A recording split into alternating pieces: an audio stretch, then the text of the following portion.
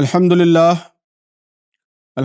الذي انعم علينا وهدانا الى دين الاسلام وجعل رمضان شهرا مباركا ورحمة للناس اللهم صل وسلم وبارك على سيد المرسلين وعلى آله وصحبه اجمعين فاعوذ بالله من الشيطان الرجيم بسم الله الرحمن الرحيم يا أيها الذين آمنوا كتب عليكم الصيام كما كتب على الذين من قبلكم لعلكم تتقون وقال تعالى شهر رمضان الذي ينزل فيه القرآن هدى للناس وبينات من الهدى والفرقان صدق الله العظيم رب اشرح لي صدري ویسر لی امری واحلل عقدۃ من لسانی یفقہوا قولی۔ محترم ناظرین، بزرگوں، نوجوانوں اور محترم خواتین، السلام علیکم ورحمۃ اللہ وبرکاتہ۔ اللہ کا لاکھ لاکھ شکر ہے کہ پھر ایک دفعہ رمضان المبارک ہم پر سایہ فگن ہے، اور اللہ تعالیٰ کو خوش کرنے کا، اس کی ناراضگی کو دور کرنے کا، اس کو منانے کا، خود اپنے آپ کو بدلنے کا، ایک بہتر زندگی کی شروعات کا ایک اور بہت اچھا موقع، ایک بڑی اچھی اپارچونٹی ہم کو مل رہی ہے۔ اللہ تعالیٰ سے دعا ہے کہ اس موقع سے بھرپور فائدہ اٹھانے کی ہم سب کو توفیق بخشے، اور یہ مبارک مہینہ ہم سب کی زندگیوں میں اور پوری امت کی زندگی میں خوشگوار تبدیلی کا ذریعہ بنے۔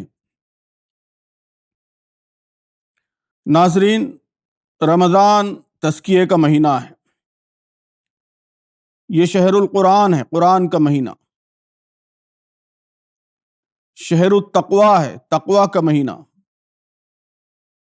اللہ تبارک و تعالیٰ نے روزے کا، اس مہینے کی خصوصی عبادتوں کا مقصد ہی یہ بتایا ہے کہ لعلکم تتقون، تاکہ تم میں تقویٰ پیدا ہو سکے۔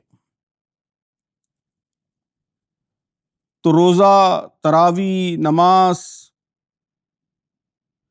قیام اللیل،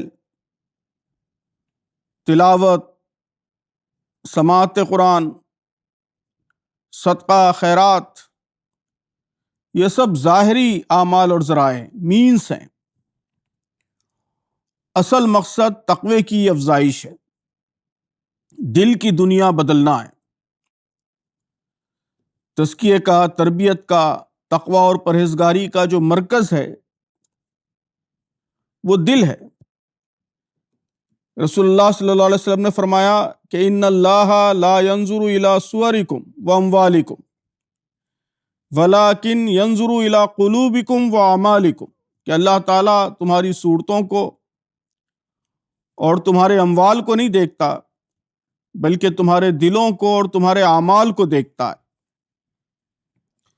اور رمضان المبارک دلوں اور اعمال کی تربیت ہی کے لیے آتا ہے۔ آپ غور کیجئے کہ تقویٰ کیا ہے۔ تقویٰ دل کی حضوری کا نام ہے، حساس اور چوکس ضمیر کا نام ہے۔ انگریزی میں کہتے ہیں مائنڈ فلنس۔ تو تقویٰ اللہ تعالیٰ کو، اس کی مرضی کو ہمیشہ یاد رکھتے ہوئے ہر دم اور ہر لحظہ چوکس رہنے کا نام ہے، مائنڈ فل رہنے کا نام۔ اللہ کے وجود کے سلسلے میں مائنڈ فل، اس کی صفات کے سلسلے میں مائنڈ فل، اس کے احکام کے سلسلے میں مائنڈ فل، اس کی مرضی کے سلسلے میں مائنڈ فل، آخرت کے سلسلے میں، اپنی ذمہ داریوں کے سلسلے میں تو یہ مائنڈفلنس، الرٹنس، حضوری، چوکسی، یہی تقویٰ ہے، اور رمضان کا مقصد اسی کی افزائش ہے۔ میں اکثر مولانا علی میاں کے قول کا حوالہ دیتا ہوں۔ انہوں نے کہا تھا کہ اس وقت مسلمانوں کی بڑی کمزوری وہ بدنیتی نہیں ہے، بلکہ بے نیتی، نیت کا نہ ہونا۔ بے نیتی کا مطلب یہ ہے کہ ہم صرف ظاہری اعمال پر متوجہ رہیں، عمل کی نیت پر، اس کے مقصد پر، اللہ سے تعلق پر توجہ نہ رہے۔ ہم عمل کرتے رہیں، میکینکی انداز میں رکوع ہوتا رہے، سجدے ہوتے رہیں، تراویح ہوتی رہے، قرآن کے پارے پڑھے جاتے رہیں، سحری افطار ہوتا رہے، رت جگے ہوتے رہیں، تقریریں کی اور سنی جاتی رہیں، علم بڑھتا رہے، معلومات بڑھتی رہیں، لیکن دل پر ان کا کوئی اثر نہ ہو، دماغ میں آنے جانے والے خیالات پر کوئی اثر نہ ہو، ہمارا مزاج جو کا تو رہے، نفسیات جیسی کی ویسی رہے، تو یہ بے نیتی۔ نیت یہ دل کی حضوری کا نام ہے، اس چیز کا نام ہے کہ ہمارا دل اور دماغ یہ پوری طرح اللہ کی طرف متوجہ رہے، عبادت کے اصل مقصد پر ہماری توجہ رہے، ہم مائنڈفل رہیں، یہی روزے کا مقصد ہے۔ حضرت عبداللہ بن مسعود رضی اللہ تعالیٰ عنہ سے یہ بات منسوب ہے کہ وہ فرماتے تھے، اطلب قلبک فی ثلاثۃ مواطن، 3 موقعوں پر اپنے دل کی حالت کو دیکھو۔ عند سماع القرآن، جب تم قرآن سنو، وفی مجالس الذکر، جب تم ذکر کی مجلس میں ہو، وفی وقت الخلوہ، جب تم تنہائی میں ہو، فإن لم تجدہ فی ہذہ المواطن، اگر ان موقعوں پر دل کو نہ پاؤ، تو حضرت عبداللہ بن مسعود فرماتے ہیں کہ فَعْلَمْ أَنَّهُ لَا قَلْبَ لَكَ فَسَلِ اللَّهَ قَلْبًا آخر، تو یاد رکھو، جان لو کہ تمہیں دل نہیں ملا ہے، یعنی ان 3 موقعوں پر بھی دل کی کوئی کیفیت محسوس نہ ہو تو جان لو کہ تمہیں دل نہیں ملا ہے، اللہ سے ایک دل مانگو۔ تو محترم ناظرین، رمضان از اول تا آخر انہی موقعوں کا نام ہے۔ رمضان میں بھی دل نصیب نہ ہو تو یہ بہت بڑی بدنصیبی، اور دل نصیب ہونے کا کیا مطلب ہے؟ مطلب ہے تراویح میں قرآن پڑھتے ہوئے، ذکر کرتے ہوئے دل میں ہلچل کا پیدا ہو جانا، دل کی دھڑکن کا تیز ہو جانا، آنکھوں سے آنسوؤں کا بہنا، اللہ تعالیٰ سے خاص تعلق کا لطیف احساس، وہ دل کے نہا خانے میں پیدا ہو جانا، اس کی بے پایاں نعمتوں کے احساس کی شدت سے دل کے روئیں روئیں سے شکر کے جذبات کا پھوٹنا،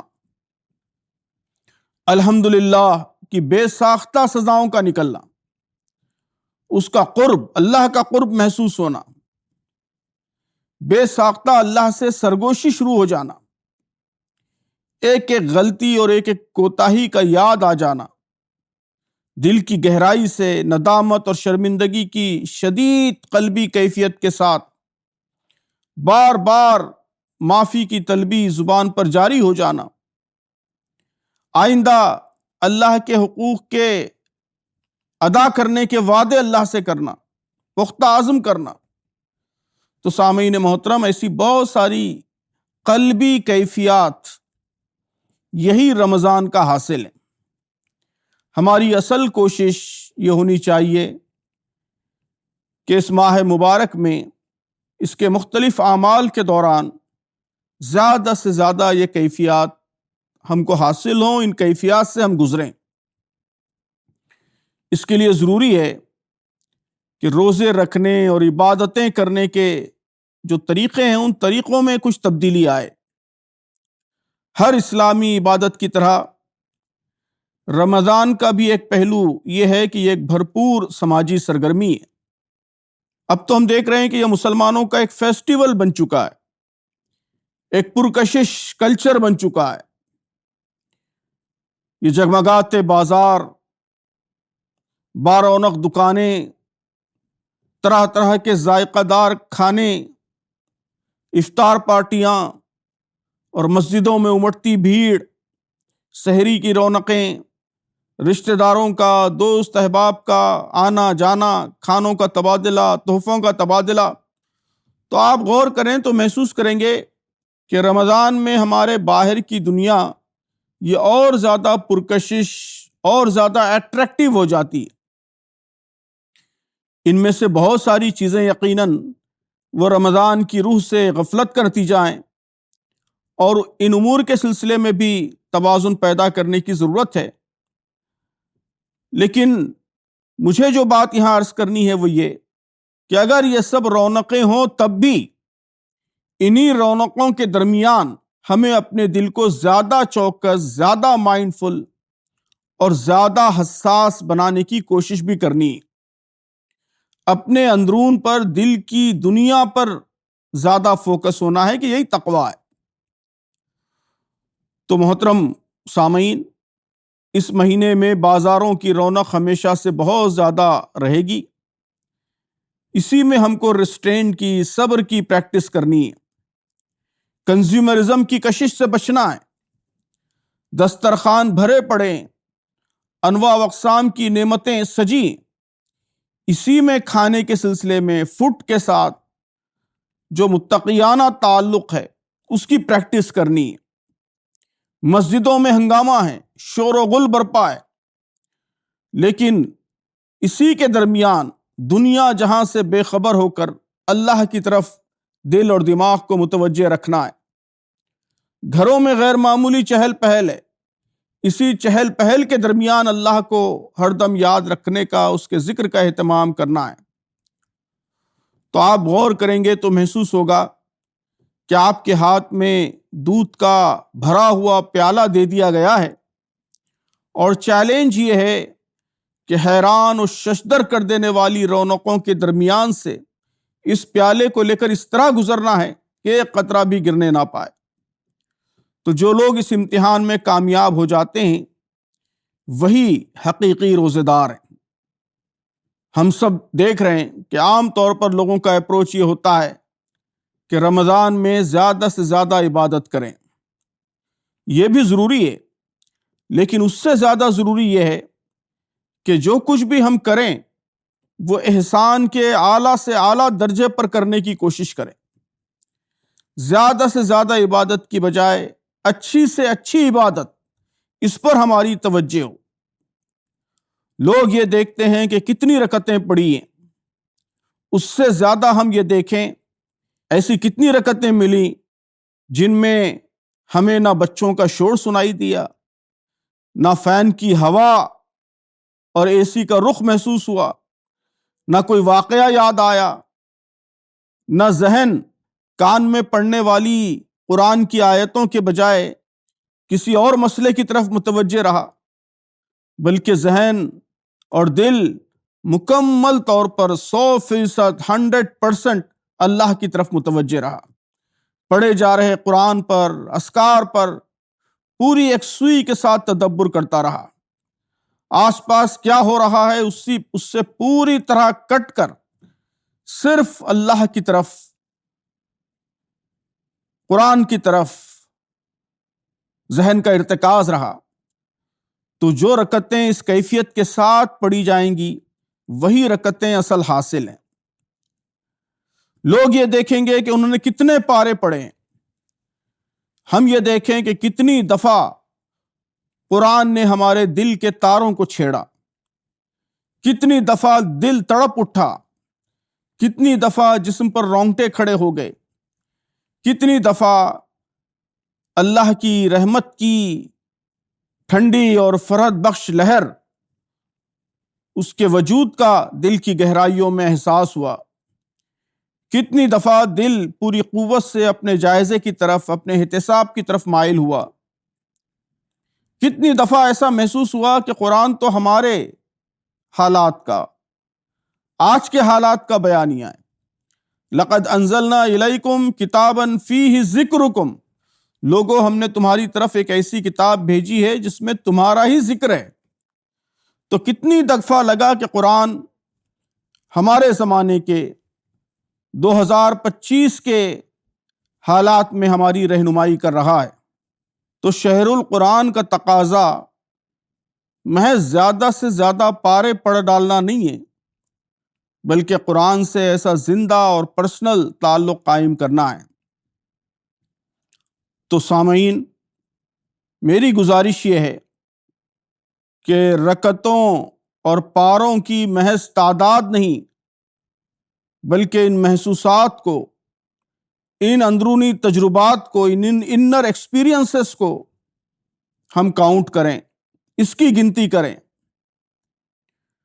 نفل عبادتوں میں کوانٹٹی سے زیادہ کوالٹی کی اہمیت ہے، تو ہم کوالٹی پر توجہ دیں، ڈوئنگ مور نہیں بلکہ بینگ مور، اس پر ہماری توجہ مرکوز ہو۔ دل کی دنیا میں تبدیلی، یہ ہمارا فوکس ہو کہ یہی تقویٰ ہے۔ تو خواتین و حضرات، آئیے اس رمضان کو اب تک کی زندگی کا بہترین رمضان بنا دیں، اسے اپنی زندگی کا ٹرننگ پوائنٹ بنا دیں، حقیقی تقویٰ کی افزائش کا ایک بے مثال ذریعہ بنا دیں۔